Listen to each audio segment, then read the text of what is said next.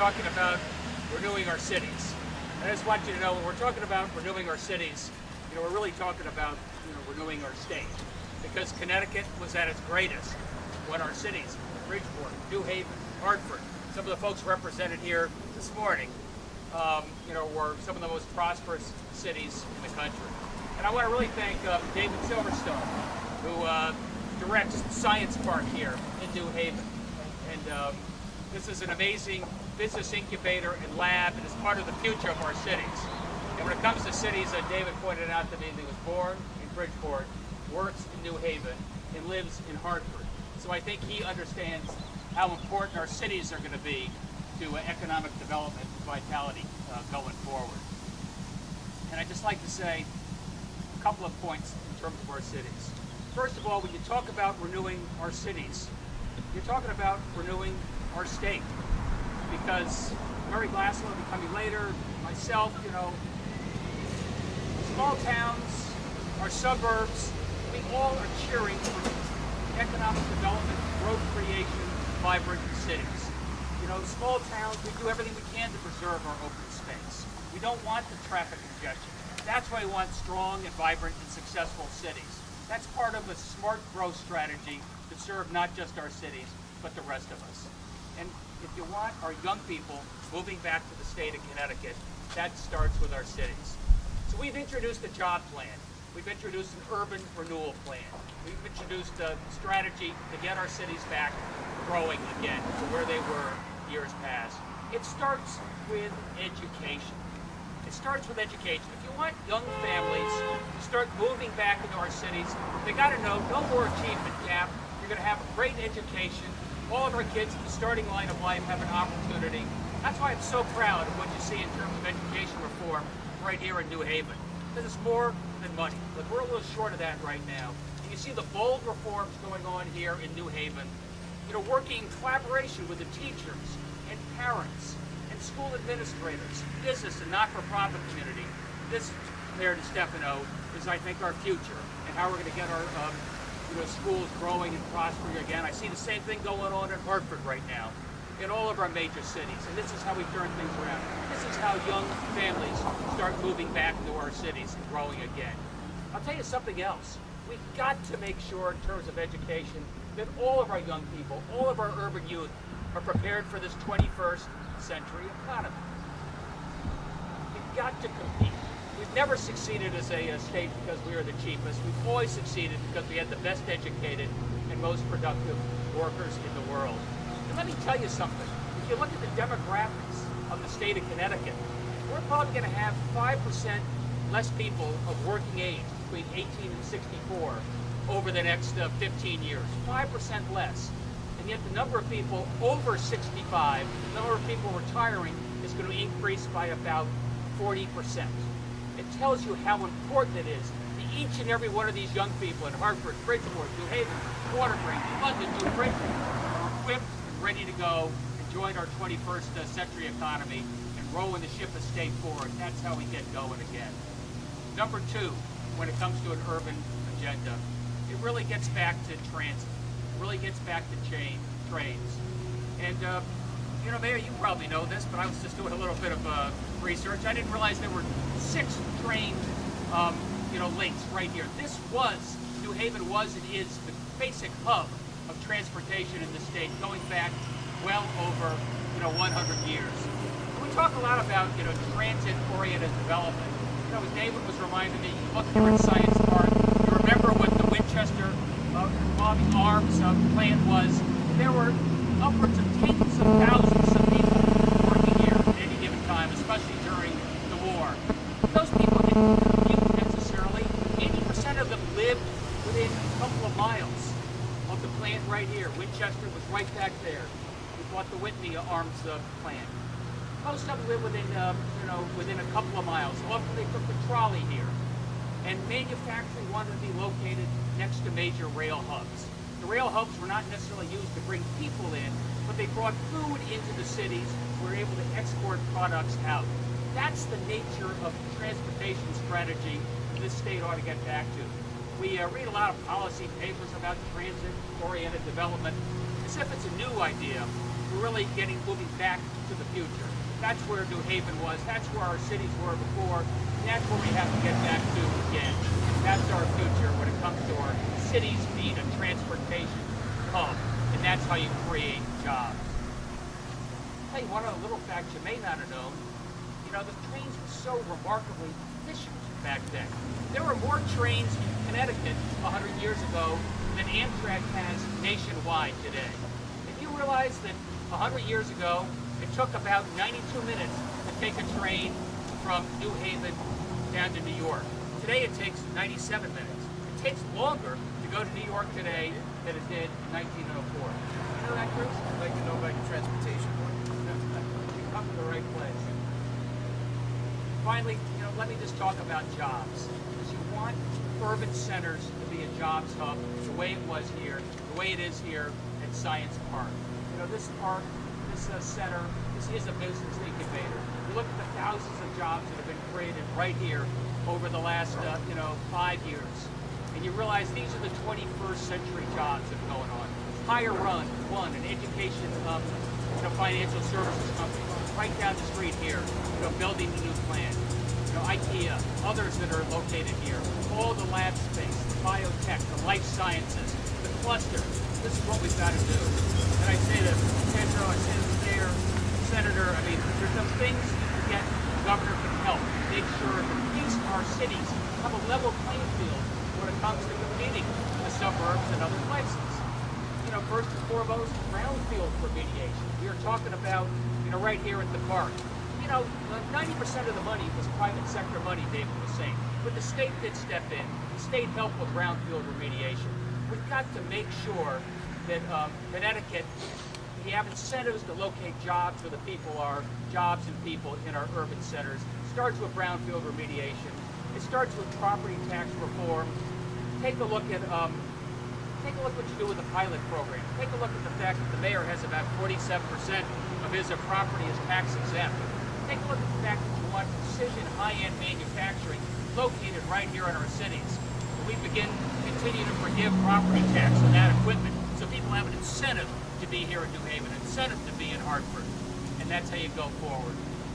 And finally, I'd just like to say, we're going to do more for our families right here in our cities and around the state. When it comes to early childhood education, when it comes to after-school activities, for those parents, for those single parents, make it easier for them to be able to take care of their kids and take a job. We talked about the earned income tax credit, the state earned income tax credit, over and above the federal earned income tax credit. That makes work pay. That gives those families, those single parents, an added incentive, to get back to work. Make work pay. Make work pay in the days. Make work pay next to our transit hub. Make sure that we have housing next to where people are working. That's the story of Connecticut past, and that's the story of Connecticut future. And that's what I mean to be as a governor. The focus on our cities is really a focus on our state. Renewing our cities is renewing our state. And I tell the mayors across this state, right here, right now, you're going to have a friend in Hartford.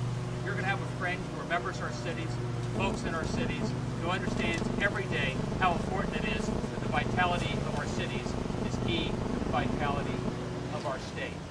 And with that, it's my great honor to introduce Mayor John DeStefano. Thanks, Ned. It's good to be here with you today and Mary Glassman, my state senator, the appropriations chair, Tony Hart, and my friend and colleague, council president from Hartford, David Pierre. I don't know of a family that hasn't suffered loss of income or fear of loss of income in the last year. It's tough making ends meet right now. If you look at Connecticut, walk through the states over the last 20 years, no state has had the worst job loss than Connecticut has. The agenda for the next governor and for this entire state is very clear. The first priority is job creation. Second priority is job creation. The third priority is job creation. The role of cities in that has been essential. Most of the jobs in the state exist in central cities and in the businesses that surround them in the inner ring suburbs. At Vermont, Mary Glassman, the police strategy focuses on 7 key areas.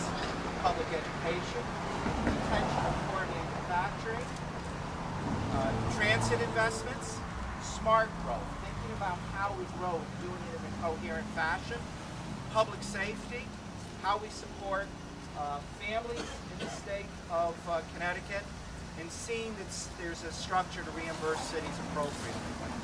I understand there are lots of things I'd like to see happen in Haven, but I understand the first needs to be and must be job growth in the state of Connecticut. This site is an interesting place to come. It was a traditional manufacturing center. What it represents now is the marriage of what works and what is our competitiveness in Connecticut. Hire One, a financial startup, half a dozen Yale undergraduates 7 years ago. It now employs 200 people and is set to double to 400 people. The life sciences and hard sciences manufacturing that comes out of the School of Medicine, the School of Engineering, and the chemistry department at Yale, and institutional presence here. There are places where Connecticut can compete. And I just would add this. Why particularly Ned Lamont, and why Ned Lamont in 2010? I think Ned brings a set of experiences from the private sector and a passion that he's brought to pursuing issues that he feels strongly about that are unique and appropriate and so right for Connecticut at this point in time. This is not just a city issue. This is about wealth creation for all our families. And I think Ned offers a strategy, a temperament, and leadership that will serve us well, and I'm pleased to be with him here today in New Haven. Though I understand the traffic is bad in town. Pedro? This past weekend, I was involved in 2 major parades in Hartford, and there were just thousands of people that are lined up with an incredible call for jobs. As a city leader, as a president of the Hartford Court of Common Council, we had one of the most challenging budget years that we've had in our history. And even though we were able to get the numbers so that we wouldn't have to continually increase taxes and increase the tax burden, we realized that we really need some immediate affirmative assistance from our state leaders. And there's no greater place to find that support than in the governor's office when Lamont becomes governor. There's just so many things that we're limited that we cannot do at the local level. We're severely underfunded in education to the tune of $100 million. Half of our property is tax exempt, so half of our infrastructure does not provide tax revenue to the city. And these are the areas where I think that Ned Lamont will be a person that can give leadership to the state and give leadership and hope to the city of Hartford. You know, we've been doing some great things in Hartford, trying to improve our educational system to the point where we have suburbanites coming into the city to take advantage of some of our educational institutions. But this requires further cooperation. Our cities and our suburbs, in the case of Hartford, don't need to be competing against each other. We can come to recognize the value of each other and how we can work collaboratively. And I think this is where Ned has a plan that I think can work for both our cities and our town. And lastly, you know, I've learned being in Hartford that so much of what a public official does is a matter of personal integrity and character. That is central to the individual. And I think that Ned Lamont is not someone there who's just going to succumb to the political forces and the political bosses. I think Ned Lamont has a clear vision, a clear path, and will be so tempered in pursuing those objectives that he will make the greatest governor that we've had in the country. Thank you so much. I want to introduce State Senator Tony Hart.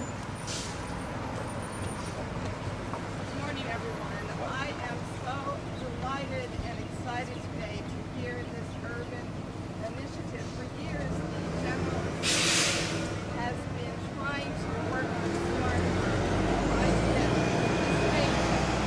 for development, and yet we are one of the slowest growing states in terms of jobs, in terms of population in the country. It will be so wonderful to have a governor who understands, one, that you have to plan, but understands the importance of Connecticut in terms of the overall transportation infrastructure in the Northeast and how it's connected to development. to understand the relationship between development and an educated workforce, and to be able to put his political capital with the legislature and actually get these things done. So I am thrilled to be here to support him, and I am looking forward to the bright future that he represents. And with that, I'd like to